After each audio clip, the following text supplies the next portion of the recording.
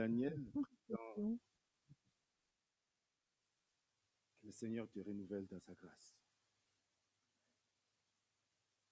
Alors, ce matin, j'aimerais déjà vous saluer dans les beaux et précieux noms de notre Seigneur et Sauveur Jésus-Christ de Nazareth. C'est lui qui est ressuscité. Jésus-Christ n'est pas resté au tombeau, il est vivant, il est ressuscité. C'est un fait. Dans la Bible, vous le voyez, la Bible dit qu'il y a même 500 témoins qui l'ont vu. Donc c'est une réalité. Il ne faut pas prier un Jésus qui est resté au tombeau, mais c'est lui qui est sorti du tombeau, qui est vivant, qui est réel, qui agit et qui est avec nous ce matin selon sa parole. Qu'à lui seul soit toute la gloire. Avant toute chose, j'aimerais vous remercier.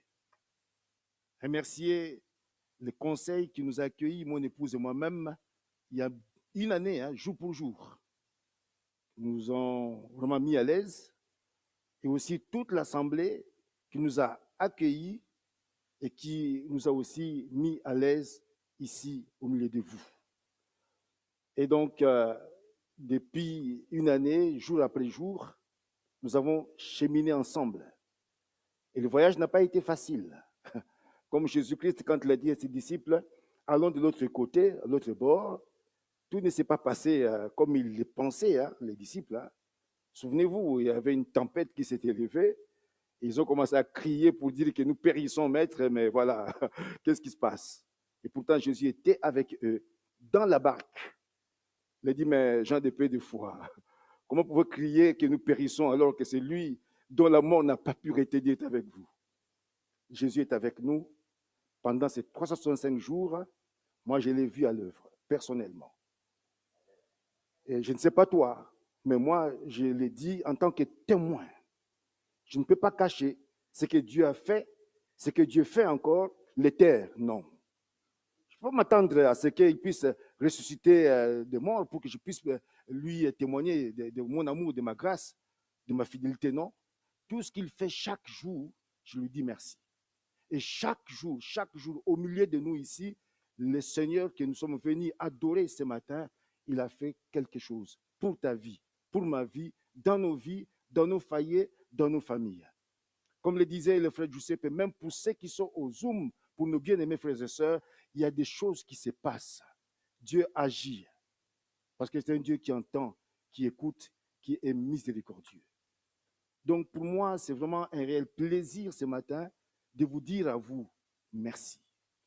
Merci parce que sans vos prières, je vous dis sincèrement, parce que je crois de tout mon cœur qu'il y a des gens qui sont dans cette assemblée, qui aiment cette église, qui aiment cette assemblée. Même quand vous avez traversé des moments qui étaient extrêmement difficiles, comme le disait le frère Daniel, même quand la clé était sous les paillassons, je sais et je vois ces hommes, je vois ces femmes. Je le vois, qui étaient dans la présence de Dieu, en toute discrétion. Ils n'ont pas crié sur le toit, mais ils ont prié à ce Dieu-là. Ils ont intercédé. Ils ont dit, Seigneur, s'il te plaît, fais-nous grâce. Et grâce à vos prières, les prières qui se sont passées dans la présence du Seigneur, dans les silences, le Seigneur a agi. C'est pourquoi il nous a permis ensemble de pouvoir nous retrouver et que nous puissions répartir. Le Dieu de la résurrection, qui a un projet de paix, un projet de grâce, un avenir pour chacun de nous, pour cette assemblée. Et je le crois profondément. Qu'à lui seul soit toute la gloire. Amen. Et donc, c'est pourquoi ce matin, je ne vais pas prêcher. Comme c'était un dimanche de témoignage, on a voulu vraiment nous arrêter aujourd'hui. Et je sais que chacun de nous ici a quelque chose à dire au Seigneur. Tu ne peux pas me dire le contraire. Pendant cette année-là, ce que tu as vécu, tu peux en 2 ou 3, 4, 5 mots le dire ce matin. Ne serait-ce qu'un merci. Ne serait-ce qu'un merci. Rappelez-vous, cette histoire m'a toujours bouleversé. Dans Luc 17, les 10 lépreux qui sont venus vers Christ, ils étaient exclus de la société, rejetés, confinés, bannis.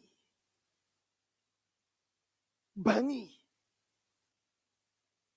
Et un jour de grâce, Comme ces jours aussi, celui-ci, ils viennent ces jours-là, et puis tout d'un coup, il n'y a pas de hasard. Hein, le Seigneur passait par là. Et ils viennent à sa rencontre pour dire à Jésus, aie pitié de nous. Nous sommes perdus, nous sommes égarés. Longtemps parqués, exclus de la société, plus de travail, ils ne peuvent plus voir leurs femmes, leurs enfants, plus rien, bannis. Jésus, ce jour-là, va avoir pitié d'eux. Et alors qu'ils vont recevoir la grâce, il leur dit, allez vous montrer au sacrificateur. Il vous dit, pendant qu'ils y allaient, ils étaient les 10. Ils étaient 10. Les 10 étaient guéris. Jésus, il reste, il attend. Pas qu'on lui amène une enveloppe, pas qu'on lui paye, non. Il attend qu'il vienne au moins être reconnaissant. Dire merci à celui qui leur a donné la grâce. Les 9 sont partis. Ils ne sont plus revenus. On ne les a plus entendus. Je ne sais pas. Un seul. Un seul parmi les 10. Un seul est revenu vers Jésus. Se prosterner devant lui. Lui dire merci Seigneur. M'avoir libéré. M'avoir délivré. M'avoir sauvé. Et si vous regardez la suite de l'histoire, il a reçu un bonus. Il a reçu un bonus que les autres n'ont pas reçu. Dire simplement merci. Simplement merci. Oh, c'est une prière qui touche le cœur de Dieu. Et avec le Saint-Esprit, moi-même, j'en ai fait mon habitude. Chaque jour, chaque matin, merci. Seigneur, merci. Seigneur, merci. Merci. Seigneur, ce matin, nous voulons te rendre grâce, te dire merci pour qui tu es. Et il t'a plu, Papa, au Père, de nous inspirer pour ces temps. Nous voulons nous arrêter devant toi, comme c'est le Père, le seul, le Samaritain, qui est revenu sur ses pas, pour revenir vers celui qui l'a reconnu comme étant la source de sa grâce, de sa bénédiction. Lui dire simplement merci. C'est le but de ce culte que nous voulons te rendre, Père. Culte d'action de grâce, de reconnaissance pour qui tu es. Tu nous as tellement fait du bien, Saint-Esprit. Et c'est vrai que nous sommes amnésiques, mais donne-nous, Père, de quoi nous rappeler, de nous souvenir de tes bienfaits. Ils sont tellement nombreux, Père. Mais ce matin, nous voulons venir devant toi, te dire notre reconnaissance. Et nous nous réjouissons d'entendre ces témoignages, à la gloire de ton nom, par le Saint-Esprit. Que nous puissions nous édifier les uns et les autres. Et que nous puissions, ce matin, encore être agréables à tes yeux. Que nous puissions te plaire, parce que tu aimes ça. Tu aimes un peuple reconnaissant. Un peuple qui vient pour te dire simplement, Seigneur, voilà, merci pour tout ce que tu as fait dans ma vie. Sois béni pour ce temps, sois loué, reçois la louange, l'adoration, au nom de Jésus. Amen. Donc, ce matin, j'aimerais, avant de pouvoir lire mon texte, vous donner un peu la lecture d'une lettre qu'on a reçue de la part des pasteurs de l'église de Réveil, hein, vraiment qui font partie des colonnes de l'église de Réveil, tout au début, tout au départ. Et donc, à qui nous avons envoyé un message parce qu'il a fêté ses 90 ans, il n'y a pas longtemps. Et voilà, il nous écrit pour nous dire, voilà, un grand merci pour votre gentille carte à l'occasion de mon 90e anniversaire. François, il faut encore 30 ans. Tu en as 60, donc il faut encore 30 ans. Au prix que tu arrives à 90 ans. Et il dit, bien que je n'arrive pas à vous identifier par vos signatures, j'apprécie votre geste fraternel. Je bénis Dieu de m'avoir gardé jusqu'à ces jours. Ça fait plus de 70 ans que j'apprends à marcher avec le Seigneur. Incroyable. 70 ans qu'il marche avec le Saint-Esprit. Il nous dit qu'il est un bon pédagogue, qu'il est patient quand on comprend mal les choses et même parfois quand nous sommes lents à croire, voire même à obéir, mais ses vœux, ses promesses sont toujours les meilleurs.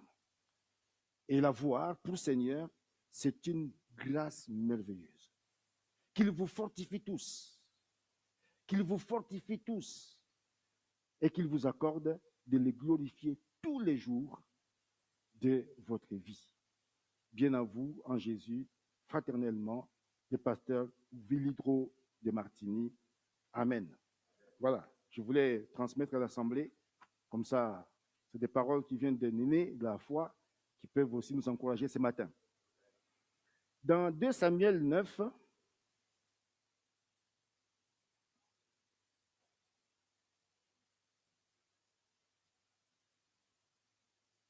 je vais essayer vraiment de, voilà, de me faire violence.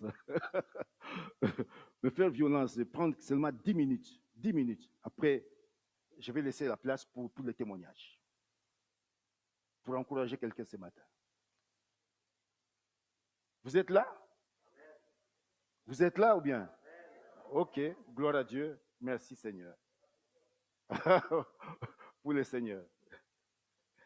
Alors, 2 Samuel chapitre 9.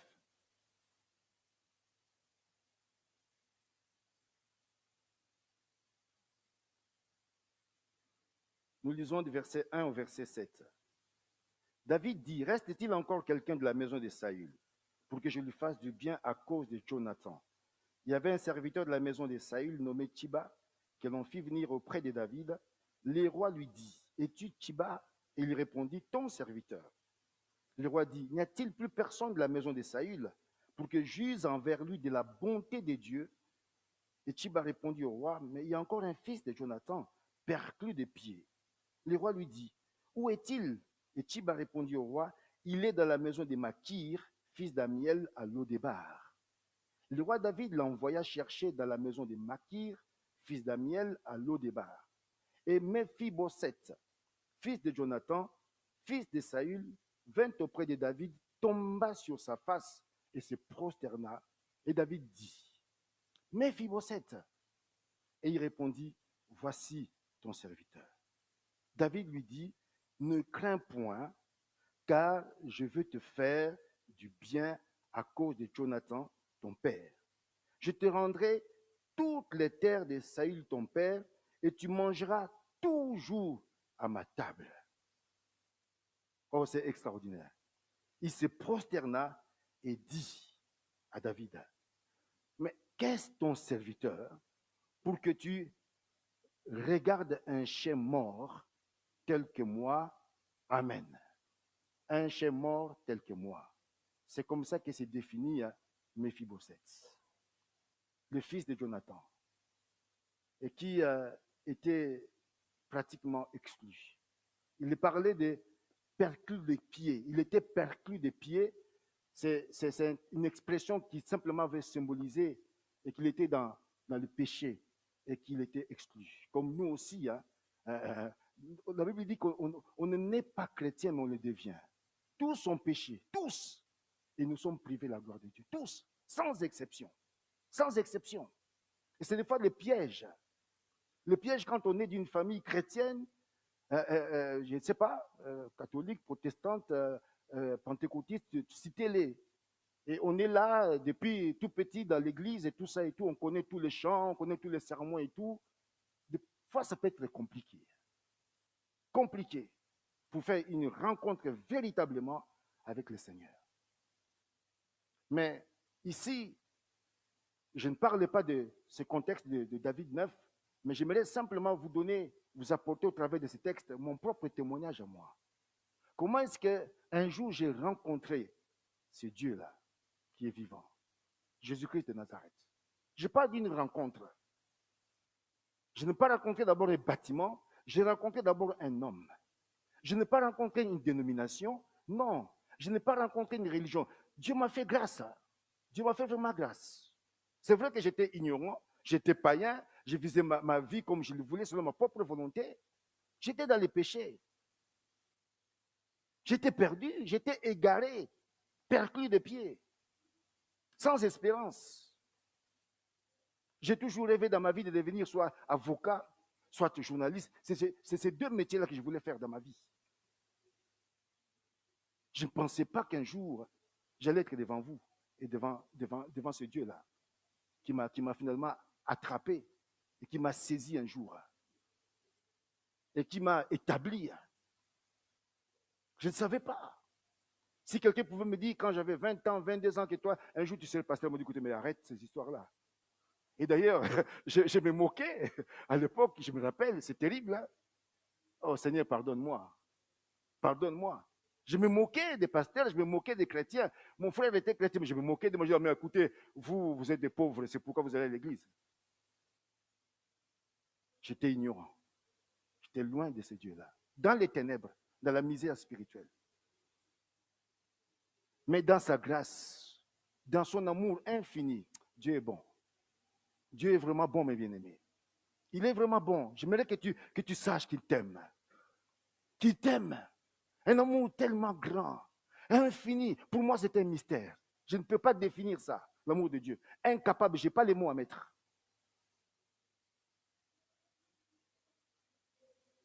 Un jour, alors que ça n'allait vraiment pas, quoi. C'est le jour, le diable aussi, tu vois, quand c'est comme ça, lui, il vient. Hein, et il te dit, voilà, maintenant, tu vois, tu n'as plus de solution. Il te explique une seule chose. Il faut que tu te suicides. Et tu vas faire quoi? Comment tu vas t'en sortir?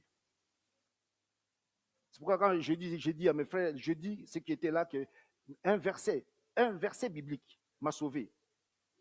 Je puis tout par celui qui me fortifie. Et j'ai crié au Seigneur. J'ai crié à Dieu.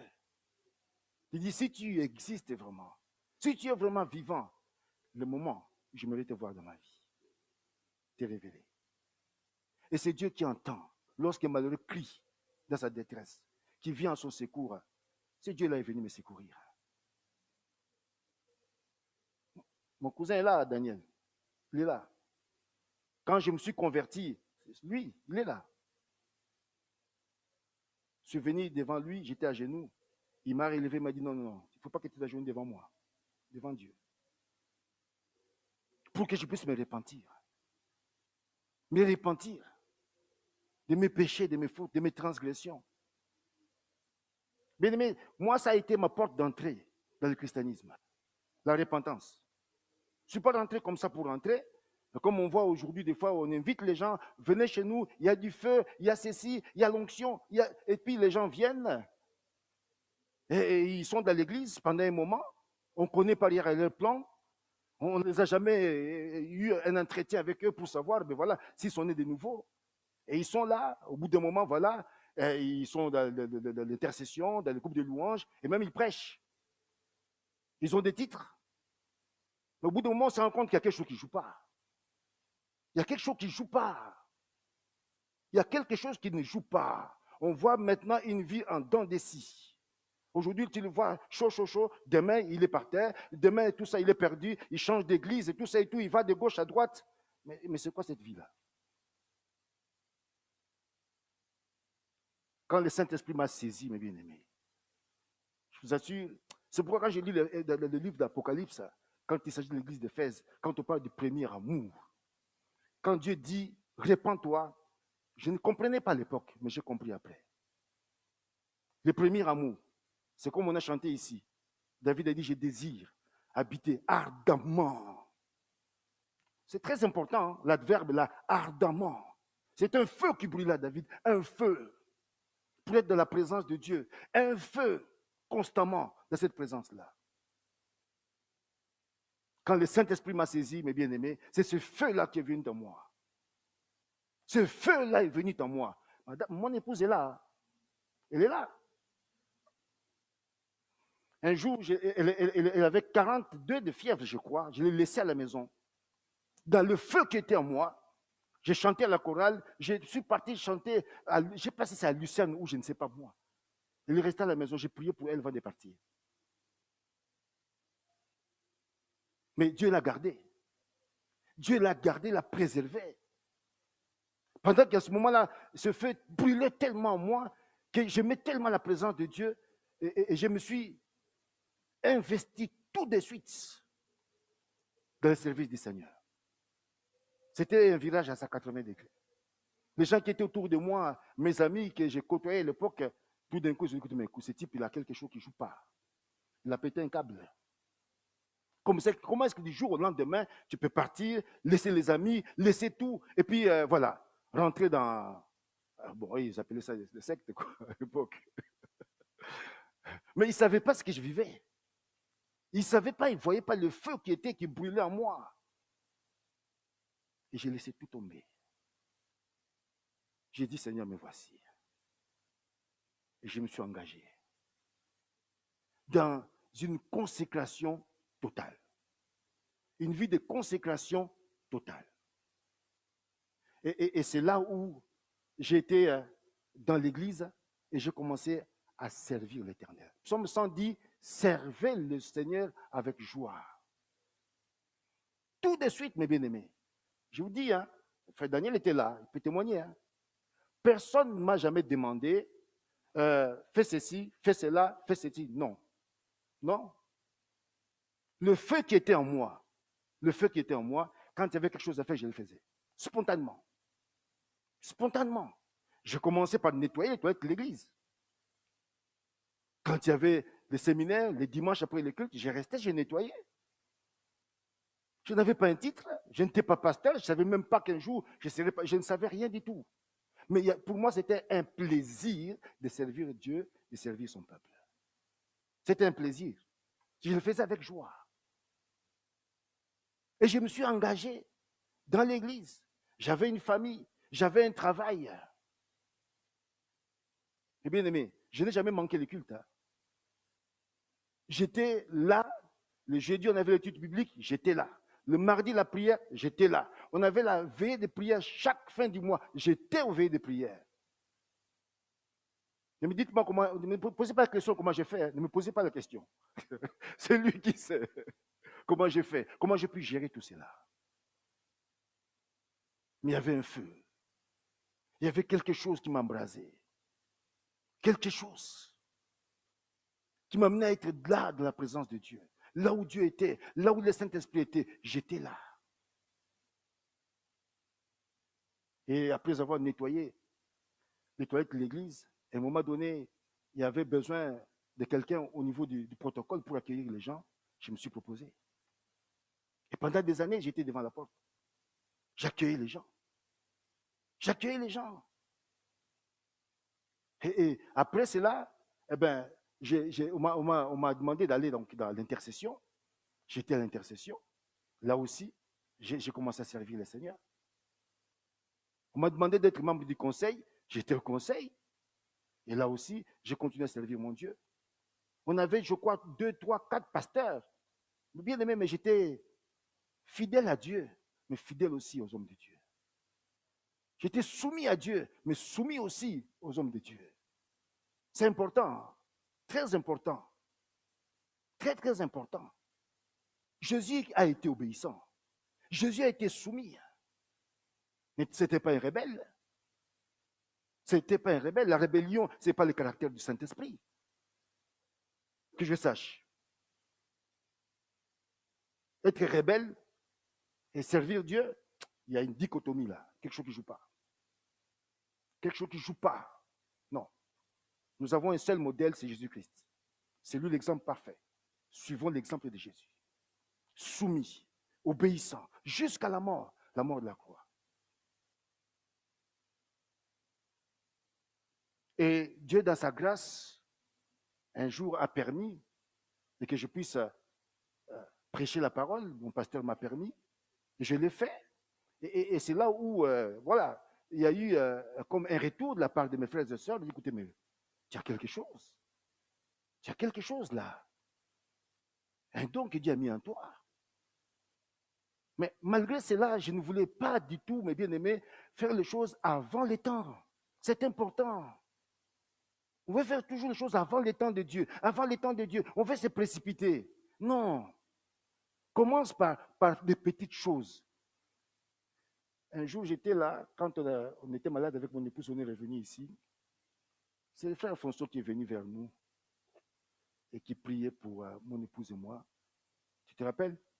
Il a dit, bon et fidèle serviteur. C'est une parole que j'avais déjà reçue. Pour moi, c'est une confirmation. Voilà. Parce que je voulais faire de la fidélité un principe dans ma vie. Être fidèle. Je n'avais jamais changé d'église. Je n'avais jamais changé de travail. J'étais fidèle.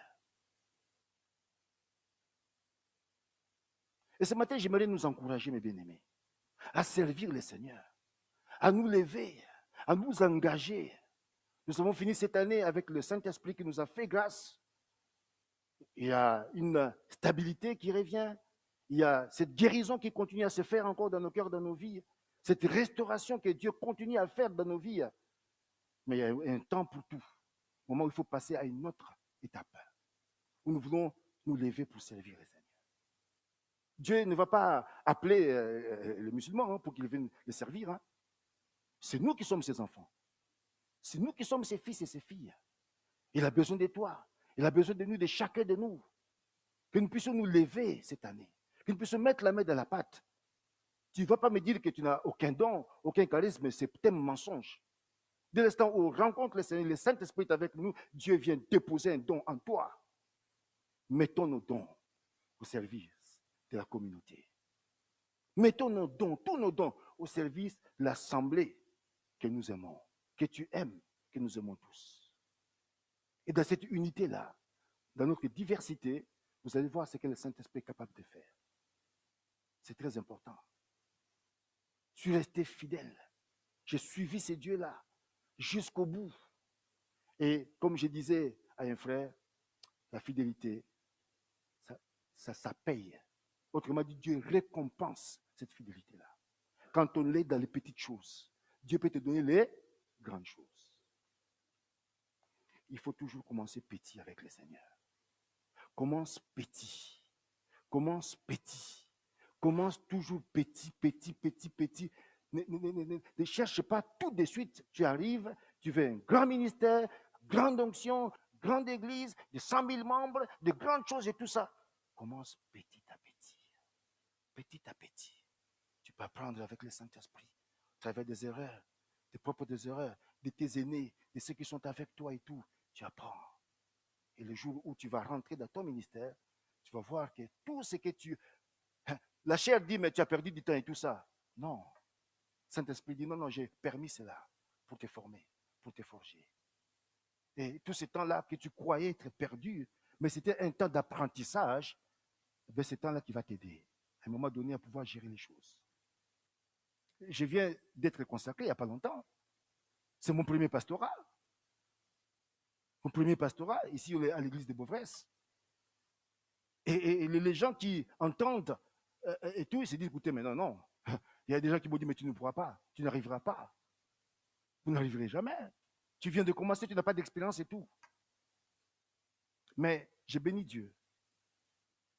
Parce que tu vois, tu as un ministère, mais ce ministère-là est en toi. Depuis toujours. Parce qu'il a dit à Jérémie, depuis que tu étais dans le ventre de ta maman, quand tu étais encore une masse informe, Jérémie, je te connaissais. C'est là où je t'avais déjà appelé. C'est là où je t'avais consacré déjà.